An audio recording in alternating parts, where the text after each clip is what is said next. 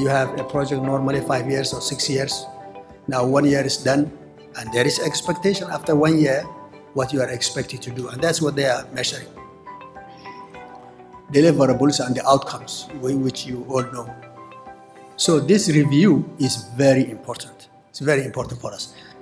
And therefore, we are here to convince everybody, one, that we are very open.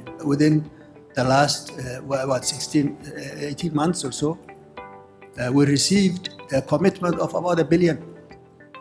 About $1 billion.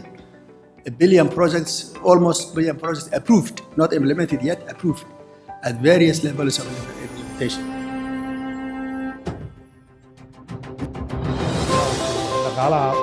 loo qoondeynayo Soomaaliya waxay ku xiran tahay sidaan u fulino alxamdulillah kuwa horena waxay marayaan meel fiican lacag ka badan $1 bilyan oo dollar baa ilaa imanka maaragtay $2 bilyan ku dhow baa wadanka maaragtay marka laga bilaabo because waxay inoo yimaadeen oo mashaariicdii u horeysay bilaabantay waxay bilaabantay 2015 bay mashaariicda caadi bilaabantay marka la isu geeyo mashaariicdaas iyo kuwa xidhmay lacagtooda aad bay u badan tahay dhammaantoodna waxay ahaayeen wax wadanku ka faa'iideeyay.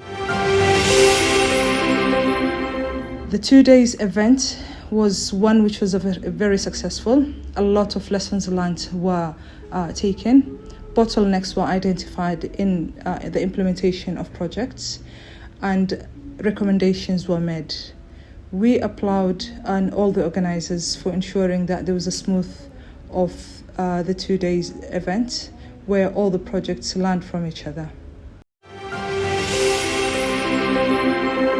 Platform-kan waa platform aad maaragtay muhiim u ah abuurayana fursad dadka mashaariicda World Bank maamulo oo dhan ay ku sheekaysan karaan aynu ku xallin karaan wax walba oo caqabada soo wajaha si wada jir ah wuxuuna ka dhaxeeyaa dowladda federaalka Soomaaliya iyo World Bank marka waa fursadda kaliya ee looga sheekaysan karo si wada jir ah waxa looga qaban karo caqabadaha imaan kara ama mar walba ay la kulmaan dadka mashaariicda World Bank maamulo.